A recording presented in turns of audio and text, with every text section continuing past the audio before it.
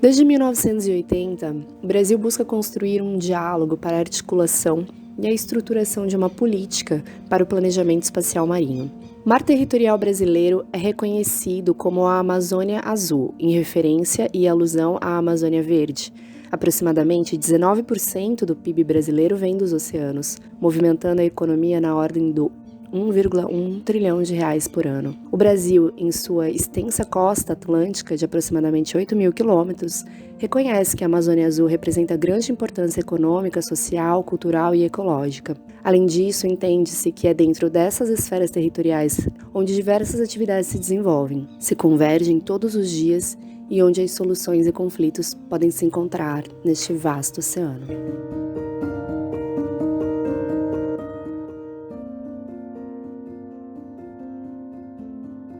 Existiu, né, e claramente existem diversos grupos e tentativas de organizar, né, os setores na região costeira marinha brasileira.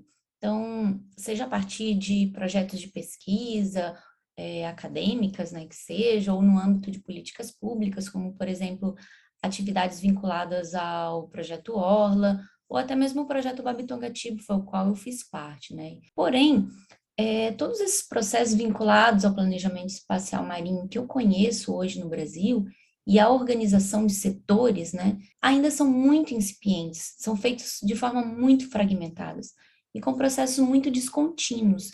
É uma política pública que foi desenvolvida pelo governo federal, buscando municipalizar, visando que os municípios realmente tenham mais autonomia sobre seus espaços. Dentro desse projeto, a gente desenvolveu aí um plano de ordenamento, né, um plano de intervenção, né, do município de Itajaí dentro do escopo do projeto Orla, né.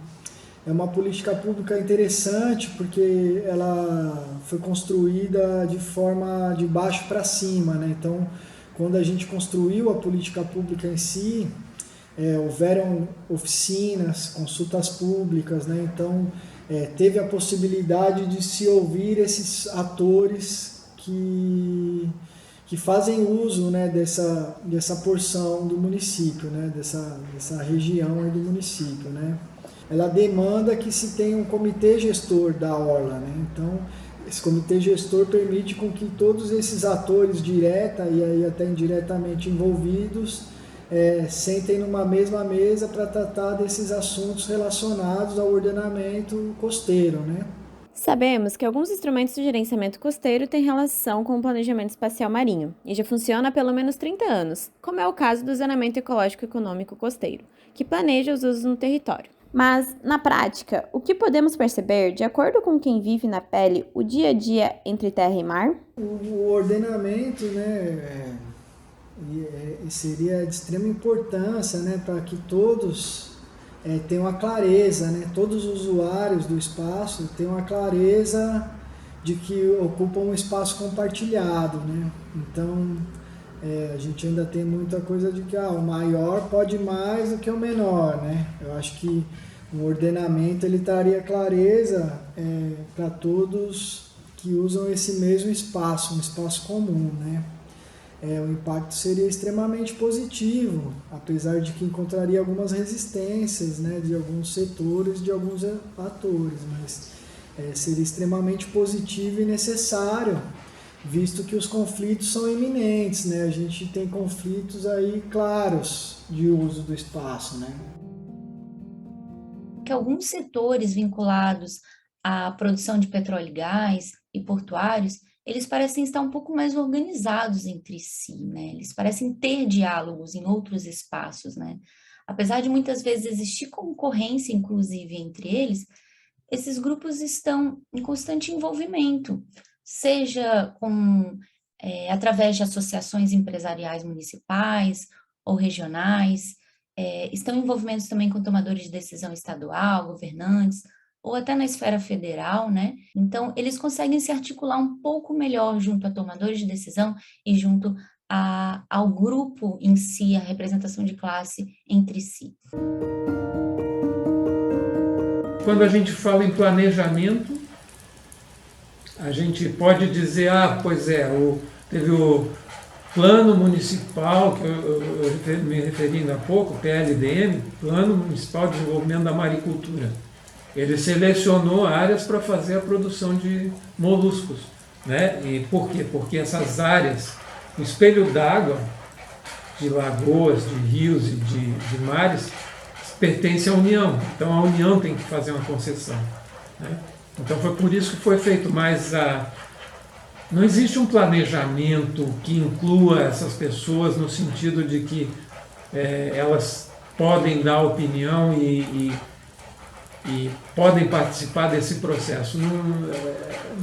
É muito difícil. O PLDM foi uma exceção nesse processo todo e que fez esses outros projetos terem que repensar até a forma de trabalhar.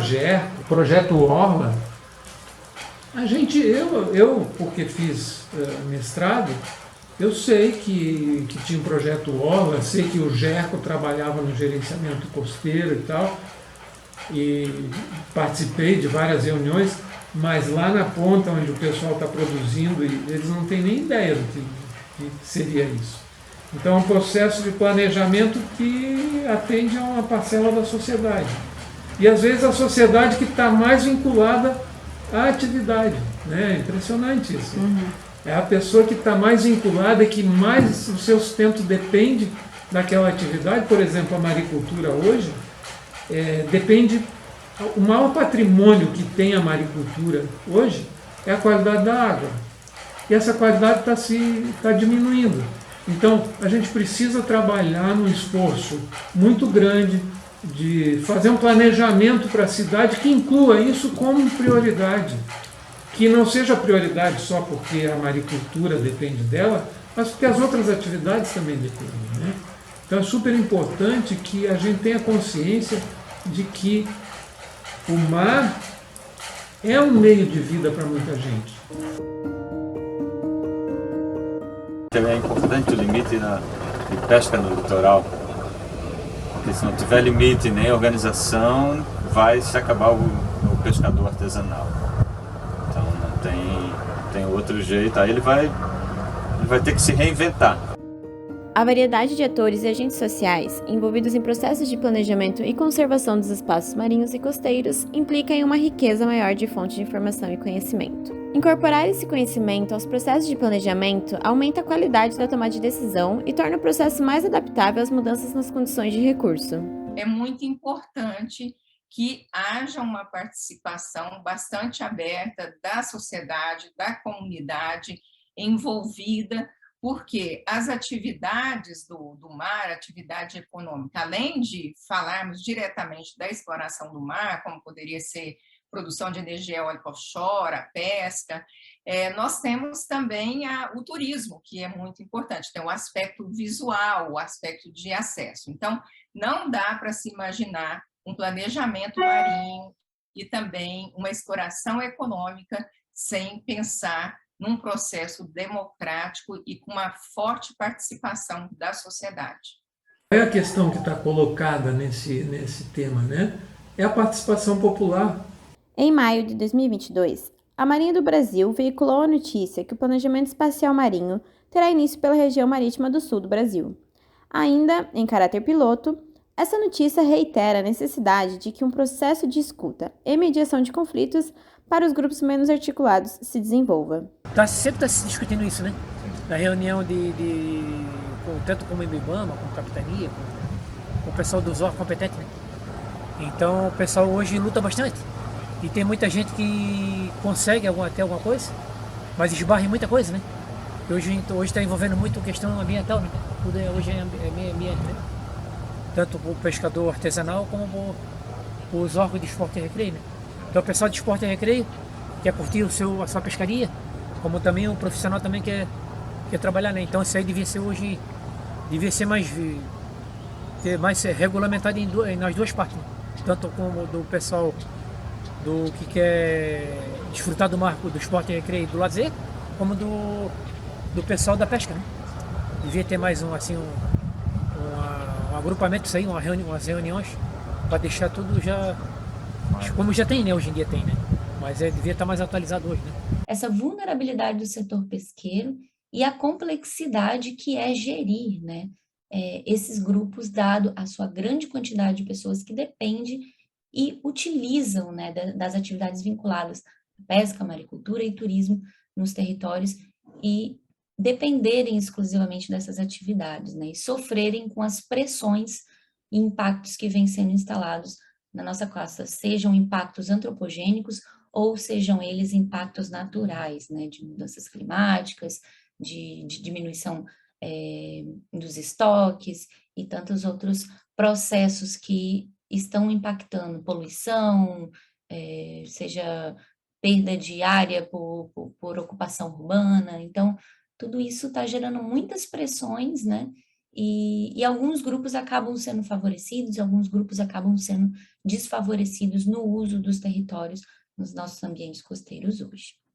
Eu imagino, até pela experiência que se tem já da exploração do mar com outras atividades, né, como citado o setor de petróleo e gás, e a experiência que nós estamos vendo lá fora com a produção de energia eólica offshore. Hoje, se você não fizer um planejamento com um forte envolvimento da sociedade, da comunidade vizinha, da comunidade envolvida no processo de produção, você simplesmente não terá aquilo que nós chamamos de licença social para operar. Não dá mais para imaginar fazer exploração econômica de determinadas áreas sem ter o engajamento e envolvimento forte da sociedade e principalmente da comunidade local.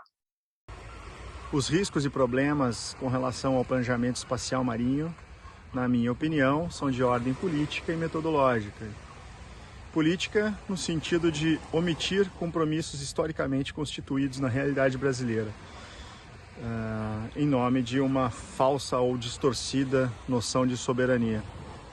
Metodológicos pelos próprios desafios interdisciplinares que remetem às diferentes escalas no espaço e no tempo, de compreensão, de geração de dados, de mapeamentos e de cenários complexos de prognósticos a serem conectados em uma lógica territorial. Sobretudo, variáveis e fenômenos de difícil mensuração, como, por exemplo, a paisagem cultural e sua grande importância nesse processo.